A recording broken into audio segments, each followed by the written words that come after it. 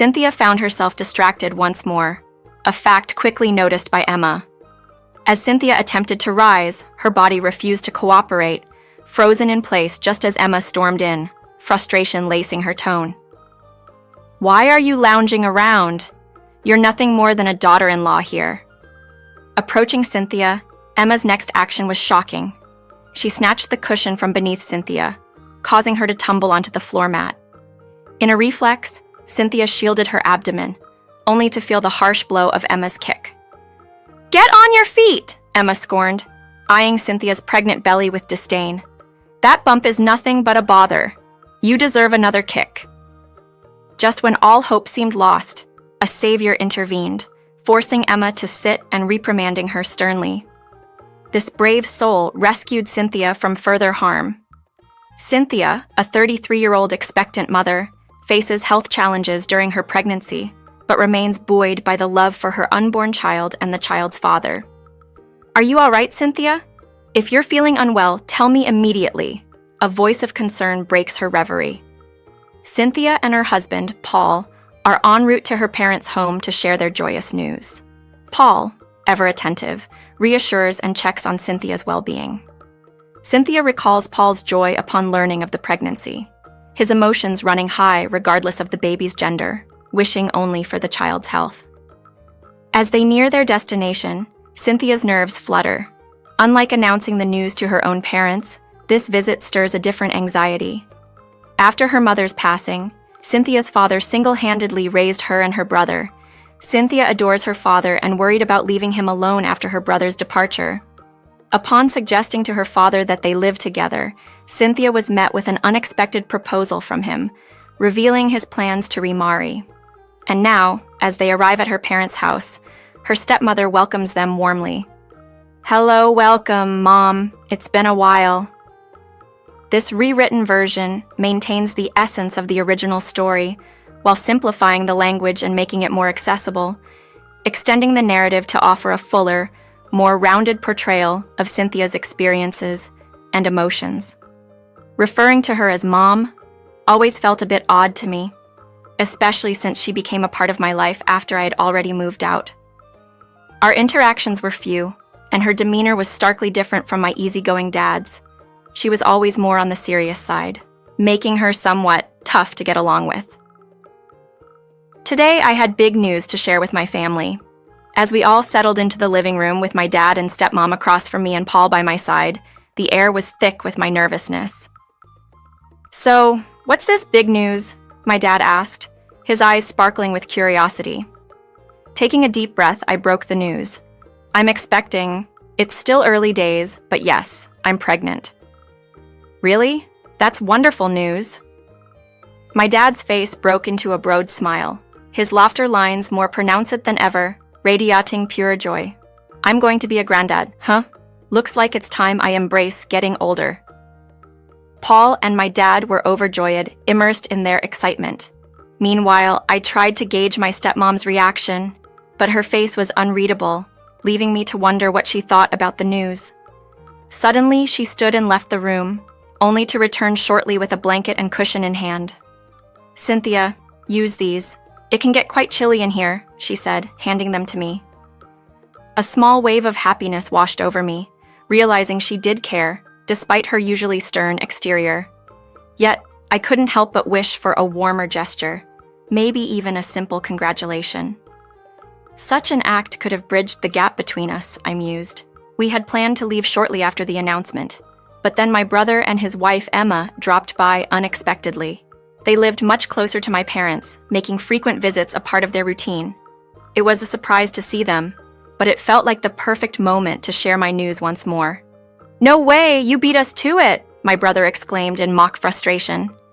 Emma playfully scolded him before turning to me with a smile. "Firstly, congratulations, Cynthia." "Thank you," I replied, noticing that Emma shared a similar vibe to my mom's, direct and sincere, yet slightly imposing. "Actually, I'm a bit jealous. We've been trying to, but no luck yet. Seems we're just getting older," Emma added with a laugh, her tone light-hearted, yet tinged with a hint of genuine envy. "I'm only 3 years younger than you, so don't worry. You're not alone in feeling that way." I tried to offer some comfort, despite the complex emotions swirling around us. Emma often made such self-deprecating jokes, but behind them, I sensed a real desire for connection and shared experiences. Responding in such moments always leaves me at a loss for words. "We should probably head out now, Paul," I suggest, feeling the weight of the day pressing down on me. Paul agrees, and as we prepare to leave, both our families come to bid us farewell. A wave of dizziness hits me suddenly, perhaps a mix of pregnancy hormones and the day's stress. I grasp the handrail tightly, focusing on maintaining my balance. Unexpectedly, a sharp force jolts my right shoulder from behind, nearly causing me to lose my footing. "Ouch!" I exclaim, barely managing to cling to the handrail for support. "Sorry, Cynthia.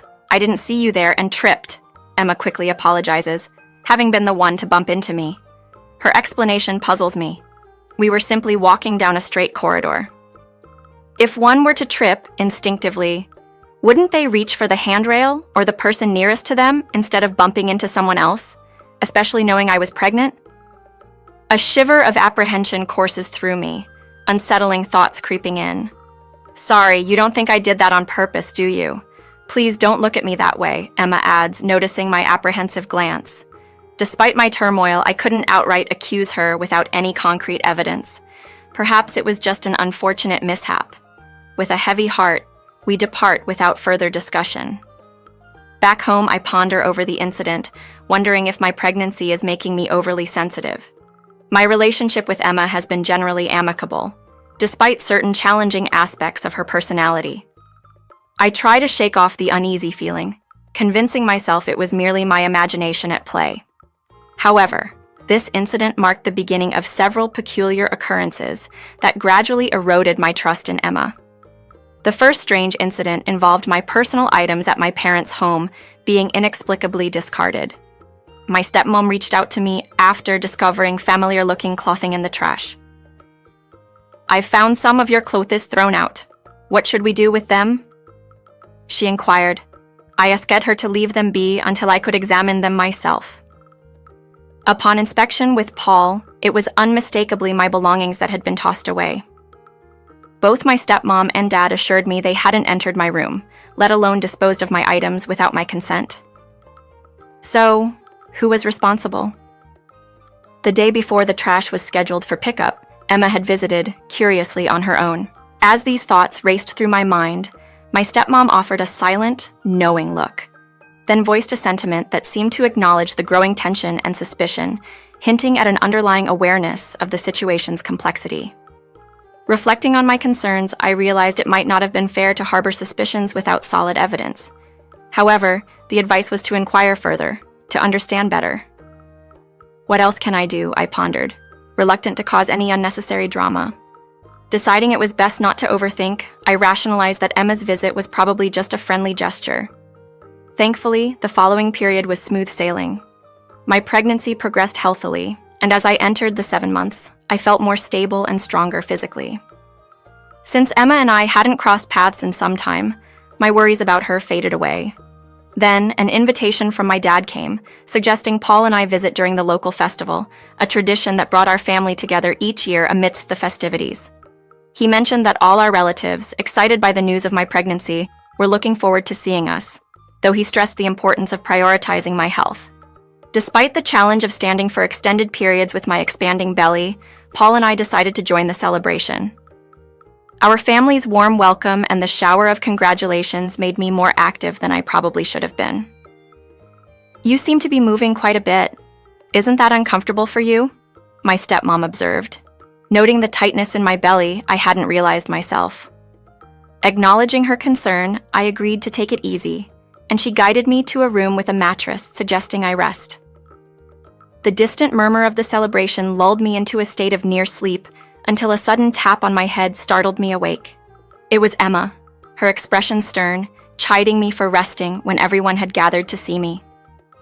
Without waiting for my response, she pulled me back into the midst of our relatives. Caught in the circle of family, I couldn't express my need to rest and instead forced myself to smile and stay on my feet. However, my discomfort grew, and each attempt to excuse myself was thwarted by Emma, who insinuated that my desire for solitude was a sign of disdain for the gathering. Faced with such accusations, I felt trapped, unable to excuse myself without seeming rude, all the while feeling the strain on my health and the well-being of my unborn child. In an attempt to find a moment's peace away from the relentless scrutiny, I took advantage of Emma's brief absence to the bathroom to retreat to a quieter room. Desperate for rest, yet wary of further confrontation, I settled for sitting on a cushion I had brought with me rather than lying down. The fear of Emma's return and the potential backlash of being found resting weighed heavily on me. Her earlier comments had already made the environment feel hostile, like a battleground where I had to constantly defend my actions. Despite my efforts to stay composed, the increasing tightness in my belly was a constant reminder of my vulnerability. At 7 months pregnant, the risk of premature labor loomed over me, adding stress to an already tense situation. The dilemma of prioritizing my health against the backdrop of Emma's judgment left me feeling trapped. Caught in this turmoil, Emma's sudden return caught me off guard. Her entrance was marked by a sharp rebuke for my attempt at rest, framing it as a failure of my duties. As she advanced, the distinction between family roles blurred in my mind. Here I was supposed to be a daughter, not merely a daughter-in-law subjected to such harsh treatment. Her actions escalated quickly, snatching the cushion from beneath me and causing me to fall.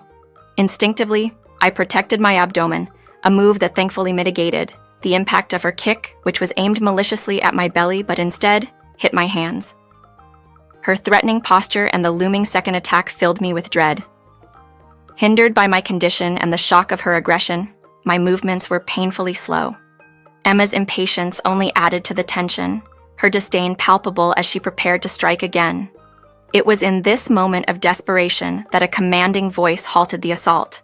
My mother, with a look of fierce determination, intervened, positioning herself between Emma and me. Her concern was immediate, her questions rapid, as she assessed any potential harm to me and the baby. Despite my assurances that I was mostly unharmed, save for a minor scrape, her insistence on checking for herself was a comforting reminder of her protective presence. Reluctantly, I showed her the scrape on my leg, downplaying the injury. Yet, the significance of the moment was not lost on me. It was a vivid demonstration of the protective love of a parent, a stark contrast to the hostility I had faced moments before. As I tumbled, my primary concern was shielding my belly, leading only to a minor scrape on my knee. Though it was a slight injury, the sight of it made my mom's worry evident. She insisted on treating it, emphasizing the importance of my well-being, but her attention swiftly shifted to Emma with a stern glare. "Emma, take a seat over there," she commanded with such authority that Emma complied, her face drained of color. My mom then raised her voice, calling out Emma's actions, which sliced through the tension-filled room. Emma tried to justify her behavior, claiming she was merely adjusting the cushion, a feeble excuse that didn't hold up under scrutiny. It was clear to everyone that there was no need to straighten a cushion that was in use, rendering her explanation implausible. I chimed in, unable to hold back my disbelief at her rationale. Emma, unrepentant, continued to argue her case, seemingly unconcerned about the potential consequences of her actions. It was apparent she intended to deflect blame, suggesting my fall was due to my own clumsiness rather than her interference. The gravity of the situation weighed heavily on me, the risk to my unborn child if I hadn't acted to protect us both haunting my thoughts. I was at a loss for words, my emotions tangled, as Emma smugly suggested we move past the incident, using the need to replenish drinks as an excuse to leave the confrontation behind. As she stood to leave, a sense of urgency overcame me. The thought of her actions going unchallenged, especially after endangering my baby, spurred me into action. "You kicked me," I found myself saying, causing Emma to pause and turn back in surprise. "What are you talking about, Cynthia?" she responded, feigning ignorance. "You did kick me, Emma. Whether you meant to pull the cushion or not, you aimed for my belly," I asserted, my voice stronger despite the turmoil inside. Emma's approach changed as she came back towards me, her demeanor shifting to one of flustered defense. It was a pivotal moment, forcing everything into the open, challenging the pretense of innocence she had tried to maintain. The confrontation was no longer just about a misunderstanding or an accident. It was about acknowledging the seriousness of her actions and the potential harm they could have caused.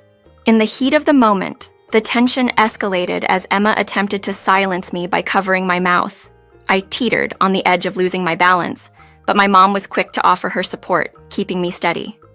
Her sharp glance towards Emma was enough to make her halt in her tracks, retreating a few steps before sitting down again at my mom's calm directive. As the confrontation unfolded, Emma played the victim, tears streaming down her face, claiming my accusations were the result of pregnancy-induced oversensitivity and delusions. Her ability to manipulate the situation with her words and emotional display put me at a disadvantage, lacking concrete proof to support my claims. The fear of being overshadowed by Emma's narrative left me feeling helpless, contemplating a future overshadowed by unresolved tensions. However, a sudden movement from my belly, a kick from my unborn child, reignited my resolve. It reminded me of the strength I needed to muster not just for myself, but for the well-being of my baby. Drying my tears, I stood firmer, more determined than before. Emma, your actions have been consistently harmful towards me. From discarding my belongings to physically bumping into me, and now not allowing me any rest today. All these are not figments of my imagination, I stated with newfound clarity. Emma's shock at my assertiveness was evident, but I pressed on, refusing to let her disbelief deter me. Calling these incidents delusions is nothing short of shameless. I took a deep breath, facing Emma's mounting fury head-on. Raising your voice or using your words to intimidate might have worked before, but not against me, not now. I am protecting not just myself, but also the life growing inside of me, I affirmed, touching my belly as a reminder of the strength it gave me. Emma's anger was palpable, her readiness to retaliate clear, but the fear that once gripped me had dissipated. In that moment, I stood not just as a victim of her bullying, but as a mother-to-be, determined to safeguard the well-being of my child above all else. The tension in the room had reached its peak, and I found myself unable to hold back any longer. "Come at me if you dare," I challenged, bracing myself for what might come next. But what unfolded was completely unexpected. My mom suddenly burst into laughter. Both Emma and I, caught off guard, froze in place. After catching her breath, my mom shared an old saying, "A cornered mouse will bite the cat," then turned her attention to us with a more serious demeanor. "Emma, do you have anything else to say?" she inquired, after pointing out the absurdity of the situation. Emma tried to dismiss my accusations as nonsense, but Mom countered by stating her trust in her own observations rather than hearsay. It was then revealed that she had witnessed the entire ordeal, including the moment Emma demeaned me while yanking the cushion away. The realization that my mom had seen everything from start to finish left me speechless. Her subsequent apology for the shock this revelation caused me only underscored the gravity of the situation. Emma, realizing she had been caught in her lies in front of a witness, turned a ghostly shade of white. My mom then expressed her concerns about Emma's behavior towards me, admitting her hesitation to intervene without concrete evidence. But now, with everything laid bare, she commended me for standing up for myself, affirming her support in a moment that solidified our bond. In the aftermath, an emergency family meeting was convened, leading to the decision to sever ties with Emma.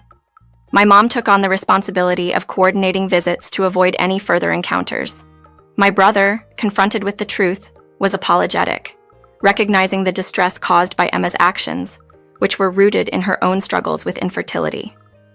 While I couldn't bring myself to forgive her, I did feel a twinge of sympathy for her situation. The birth of my child marked a new beginning. Paul's tears of joy and dedication to our newborn, despite his inexperience with everything but breastfeeding, filled me with love and gratitude. The challenges leading up to this point were significant, but I was aware that parenting would bring its own set of trials.